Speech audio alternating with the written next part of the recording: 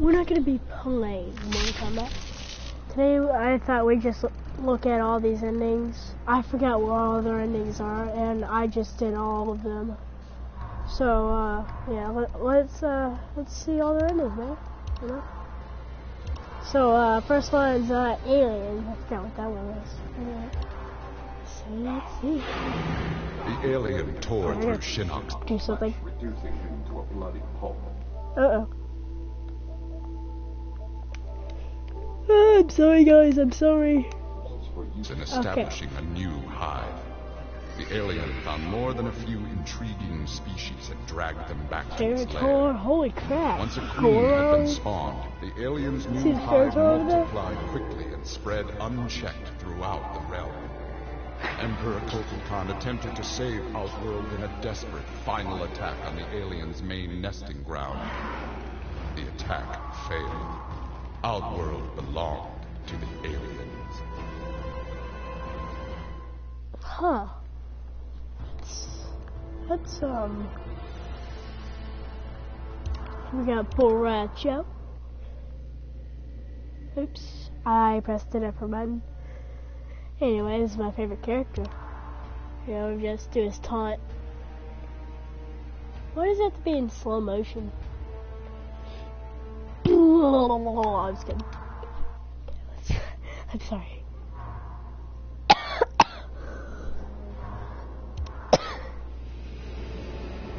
Having learned that Outworld was now protected by the Mortal Kombat tournament, Bo Raicho returned to defend his homeworld.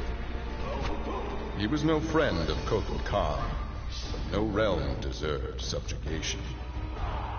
Bo Raicho began training Outworld warriors for the fight to come. A drunken trainer. With Bo Raicho's fighting skills and leadership, Outworld repelled the Earth Realm aggressors. His former friend Raiden had been denied. I mean, what does he mean by denied? Does it mean that he didn't accept Raiden? I don't know.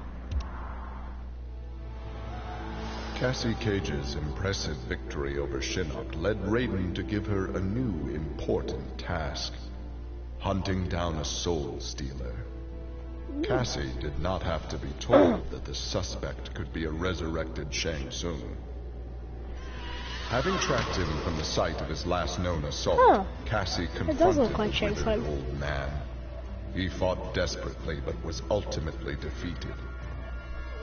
As the old man lay dying before her, Cassie asked his name.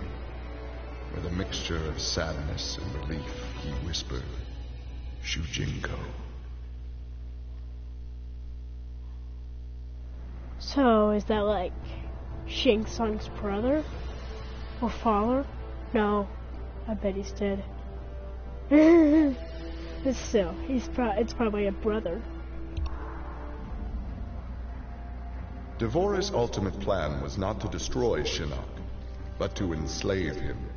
She implanted larvae, her young, in his body to gestate. Having consumed the godlike power of their immortal host, Devora's offspring were unlike any chitin ever born. As they matured, they spread like locusts throughout the realms. Her army of chitin super drones brought glory to Devora, their beloved queen, and destruction to all.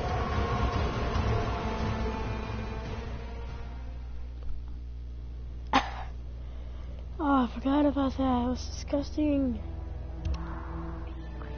Alone once more, Ermac searched the labyrinthine corridors of Shao Kahn's old fortress, searching for the source of a faint voice calling to him.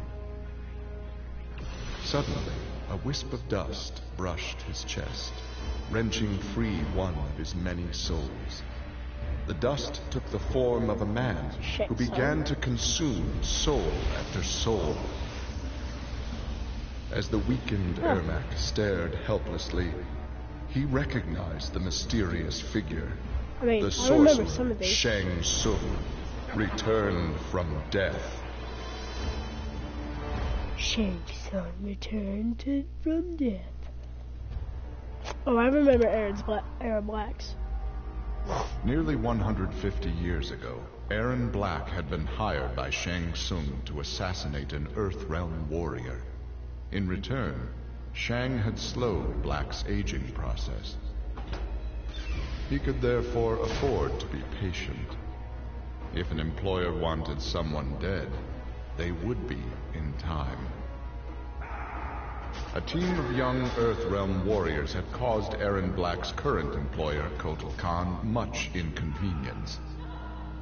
With the patience of a viper, Black eliminated them all.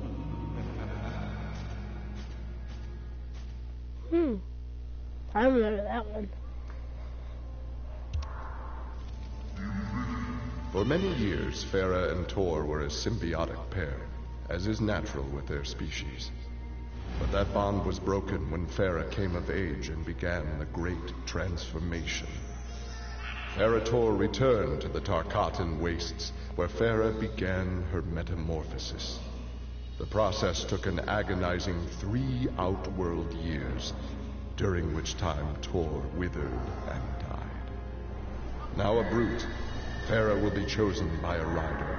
A new symbiotic pairing will be forged, and new battles will be won.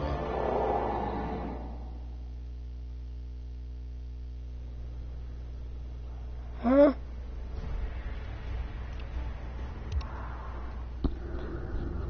The Shokan had become outcasts for refusing to aid either side in the Outworld Civil War. But with the conflict over, Prince Goro decided to re-enter the political landscape. Kotal Khan's armies were weak, years of battle. Alina's rebels were scattered.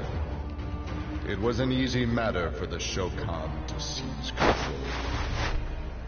The newly crowned Emperor Goro had his rivals exterminated. No Ashtek, Kaitin, Edenian, or Tarkatan would usurp his throne.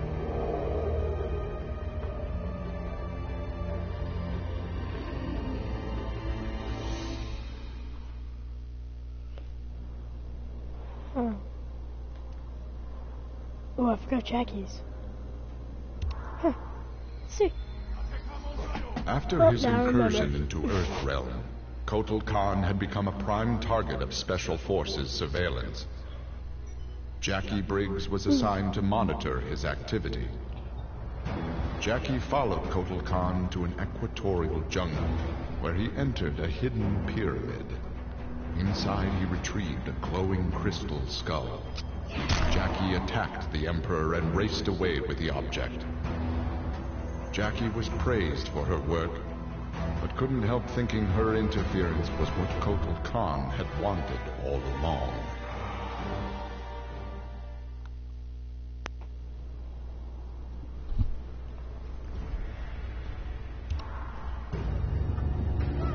Like Scorpion, Jason Voorhees was a revenant. A vengeful spirit returned to life. Hundreds had fallen victim to his bloodlust. Liu Kang, now ruler of the Netherrealm, took notice. An immortal killer like Jason would be useful in his plans for conquest. He drew Jason into the Netherrealm and offered him an endless bounty of slaughter in return for his allegiance. Jason's simple reply was to destroy Liu Kang.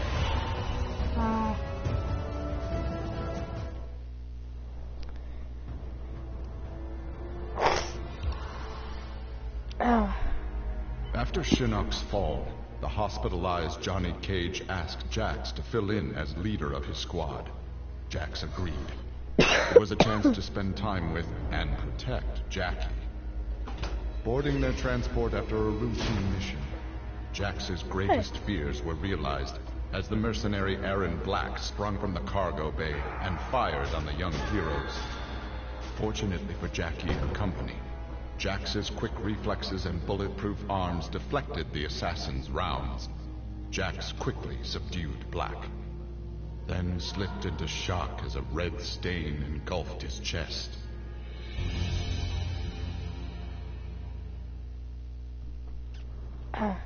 Sorry guys that I'm coughing so much. I'm sick today, so if I'm talking in the middle of it, watch it yourself. Okay, so let's go back to this. Johnny Cage's life had turned out to be stranger than any science fiction film, but he knew the final scene was approaching. With Raiden's direction, Johnny was able to sail to Shang Tsung's abandoned island fortress, where his adventure had begun, to contemplate his future. Amid the rubble, Johnny found an ancient tome. Its pages revealed that Shang Tsung had unraveled the secret to Edenian long life. Johnny Cage's retirement would have to wait.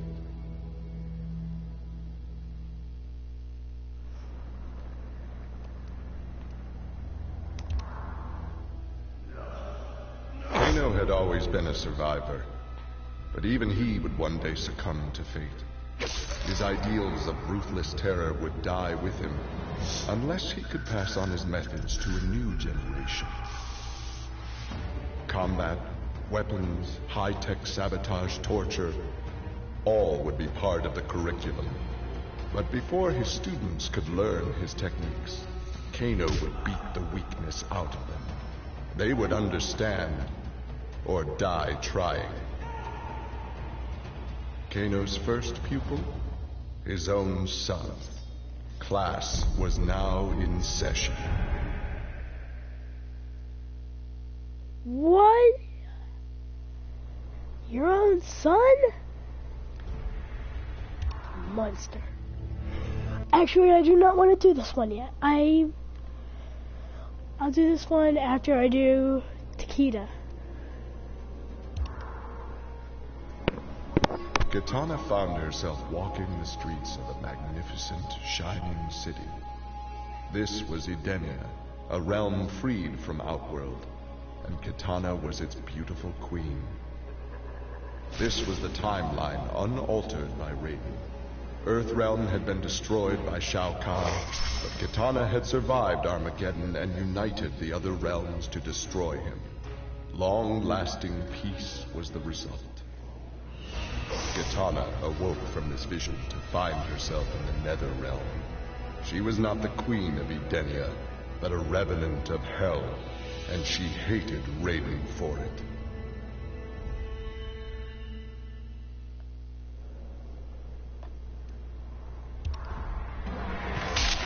Kotal Khan returned to Outworld determined to rebuild his forces. But Raiden defeated him in a surprise attack and claimed dominion over Outworld. Desperate, the Emperor called upon the Elder Gods to aid in preserving his sovereignty. They granted his request, invoking the most sacred of contests. Now, once every decade, Kotal Khan must enlist his greatest defenders to face Raiden's challengers in mortal combat.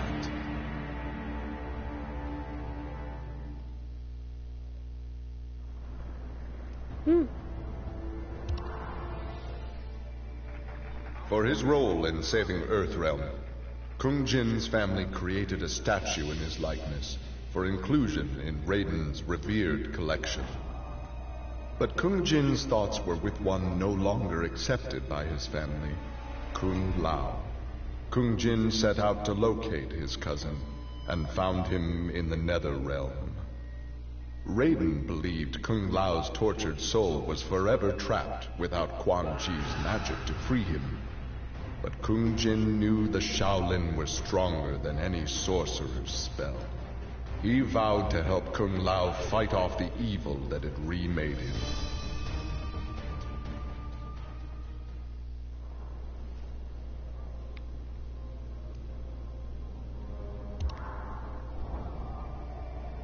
After Shinnok's defeat, Kung Lao found himself trapped in the Nether Realm, his soul corrupted by Quan Chi's dark magic. There he would have remained but for the aid of his cousin Kung Jin. Together, their Shaolin strength repelled the evil sufficiently enough for Kung Lao to escape that dark realm and control his inner demons. Compromised but not lost, Kung Lao now exists as an agent of vengeance. He will show evil no mercy.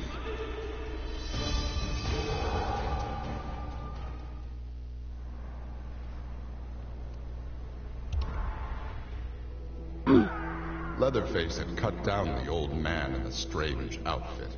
Maybe now that he was dead, the pretty yellow-haired gum-chewing girl would notice Leatherface. Putting on his fanciest mask, Leatherface found the army camp where the pretty girl could be found most days. He had to cut through a few guards and more than a few of her friends to get to her, but it was worth it. He pulled out the old man's face, which he'd saved for the girl as a present. The girl didn't want the present, and she wasn't being nice. So Leatherface chopped her into tiny pieces for Drayton to use in his chili. He then took off his mask and set to work on the girl's face.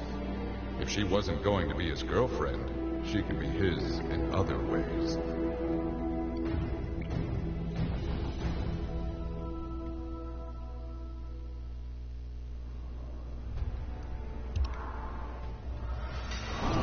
With Shinnok defeated, Liu Kang explored the Nether Realm, a world that, without Shinnok's controlling power, had descended into chaos. Liu Kang was no sorcerer or elder god, but his fighting skill was more than enough to beat Netherrealm's demons into submission. Liu Kang realized that Netherrealm was his for the taking, and that ruling appealed to him. He would assume Shinnok's throne and ponder the conquering of other realms.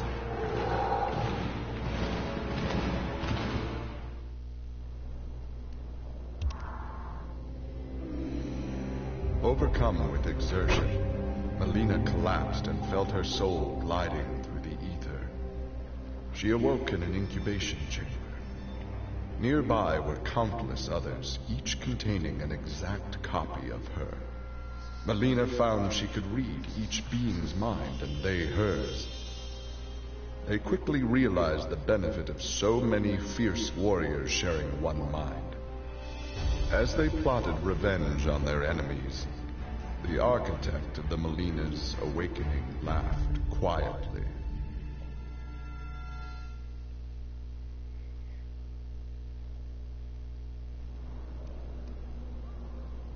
Oops, oops, oops.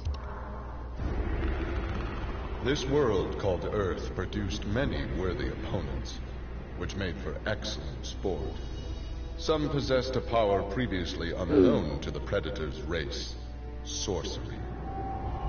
The Predator sought to harness this new power for use in his conquests. He analyzed a trophy from a recent battle and eventually discovered its secrets. With the power of sorcery, the Predator was unstoppable and decimated whole worlds single-handedly. He had become the apex predator.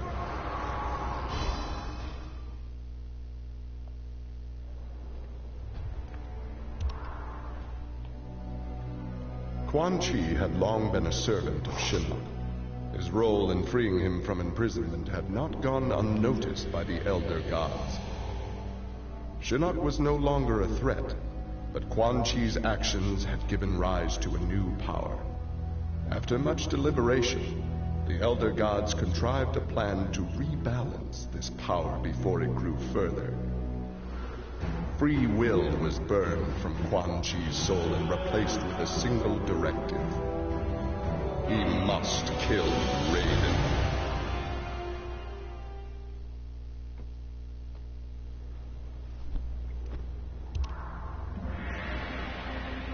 After millennia of fending off Earthrealm's enemies, Raiden began to wonder if defense was the best path to peace. In a change of tactics, Raiden and the Shirai Ryu attacked Kotal Khan's armies before they could rebuild. They decimated the Emperor's forces, leaving Outworld at their mercy. the victorious Raiden claimed dominion over Outworld. The first of many threats to Earthrealm had so been many scorpions.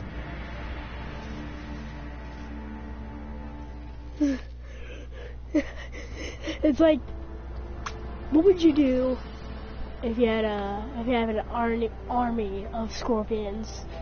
Not like an animal, but like scorpions.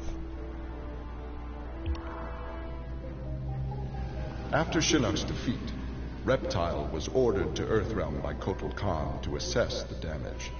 Such intel could prove useful in future conflicts. Stumbling upon a collapsed cavern, exposed during the crisis, Reptile was shocked to see raptors emerging from within. Unlike the rest of his race, these raptors had never left Earthrealm for the doomed realm of Zaterra, and thus had remained safe and hidden. Alone no more, Reptile vowed to remain with his rediscovered people and reclaim their Earthrealm homeland.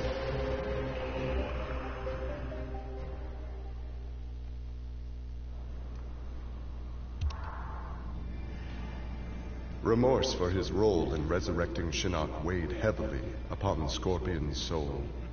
His desire for vengeance had brought Earthrealm to the brink of destruction. Scorpion offered to perform harakiri to atone for his offense. But Raiden suggested a more productive alternative. Instead of death, Raiden sentenced Scorpion to life. He imbued Scorpion with a small portion of the Jinsei's power, linking him to Earthrealm's essence. Scorpion and his Shirai Ryu clan would protect the Jinsei and Earthrealm forever.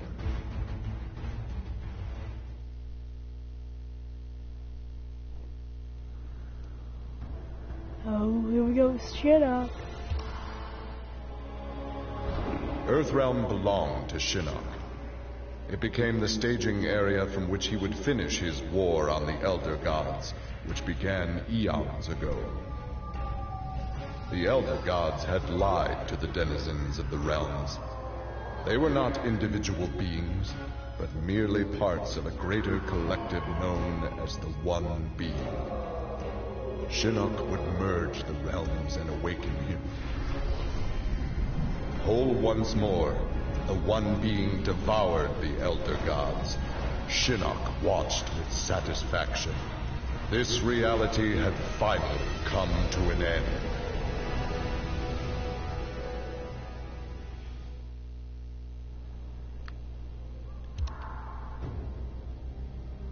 Exhausted by her ordeals, Sonya slipped into a deep sleep and began to dream. Kano held Jax and Cassie hostage. He made Sonya choose who would live and who would die. Seeing no way to free them both, she chose Cassie and screamed as Kano killed Jax before her eyes. Still screaming, she was awoken by Johnny. He had horrific news. Jax was dead by an assassin's bullet. See, I think the ending for Sonya, whenever Jax was dead by Aaron Black's bullet. Grandmaster Sub-Zero knew his Lin Kuei clan would need more than martial arts to stave off future threats to Earthrealm. In the frozen reaches of Outworld, he found the answer. A female frost dragon with a clutch of eggs. With his ability to freeze, Sub-Zero hatched the dragonlings. They accepted their Lin Kuei masters and their training as combat mounts. With a force of dragon riders, the Lin Kuei's ferocity became legend. None dared risk conflict with Earthrealm.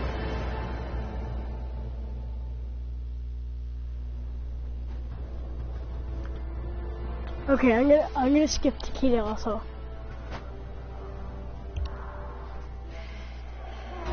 With Melina executed, Tanya's dreams of a free Edenia seemed dead as well. She and the other rebels were fugitives from Kotal Khan's justice. Her fellow Edenian, Ray, had proved a powerful ally and a satisfactory consort, but he had become useless to her. In exchange for leniency, Tanya informed the Khan of Rain's whereabouts. Imprisoned, but alive, Tanya's plotting began anew.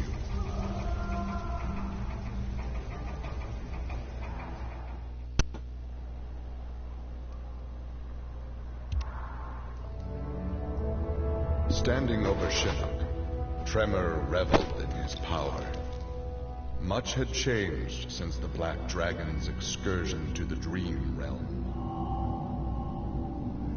Kano had sent Tremor's team there to retrieve a psych bomb to be used in Kano's theft of Shinnok's amulet.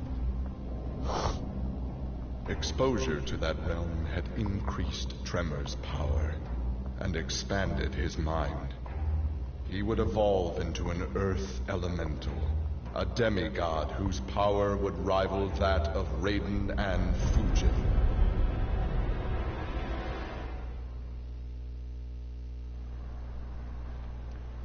Oh, here's the last guy. After destroying Shinnok, Triborg turned his attention to the Special Forces. General Blade and the others fought valiantly, but their human weaknesses led to their inevitable defeat. Oh, I didn't realize those guys were... Now with access to the SF computer network, Triborg used it to interface with the Lin Kuei storage drives from which he was spawned. He saved the brainwave data of dozens of his Lin Kuei brothers and sisters to the SF servers. The SF laboratories provided the materials necessary for Triborg to create cybernetic bodies for each one. Soon the downloads were complete. The Cyber Lin Kuei had been reformed. But because Sub-Zero had forever sullied the clan's name, Triborg decided to begin anew. He would henceforth be known as the leader of the deadliest clan in all the realms, the Takunin. Okay, now time for Takeda and Kenshi. With Shinnok defeated, Takeda and his father set out to find his mother's killer, a member of the Red Dragon clan. Special Forces tech enabled Takeda to locate the clan's base and disguise himself and Kenshi as they infiltrated their ranks. Deep within the mountain stronghold, Takeda discovered an actual dragon, a prisoner of the clan. The creature used its magic to divine the murderer's name, then transport Takeda and Kenshi to a faraway cave. There they discovered a man encased in a stalagmite. The dragon had said this man would also have reason to confront Su Qin's killer.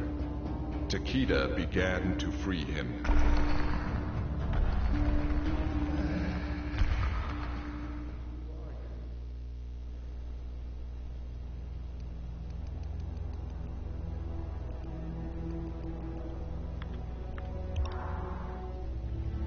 Having defeated Shinnok, Kenshi joined Takeda on his quest to avenge his mother Su Qin's murder. Their travels took them to a cave where he and Takeda freed a man, Taven, encased in a stalagmite. Taven. Kenshi told Taven that his brother, Dagon, was the founder of the Red Dragon Assassin Clan. Dagon had not only murdered Su Qin, but his and Taven's parents as well. Together, Kenshi, Takeda, and Taven laid siege to the Red Dragon base. Dagon fell victim to Kenshi's rage. Su Qin's murder had been avenged.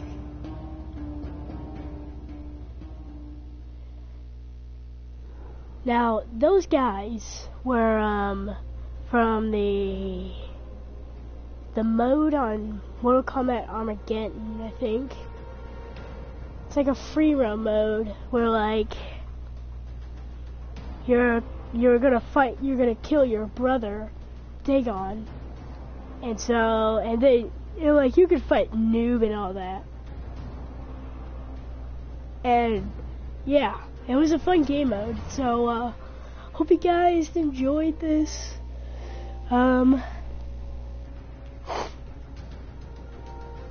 I'll make. I haven't been making videos in a long time. So see ya. Bye.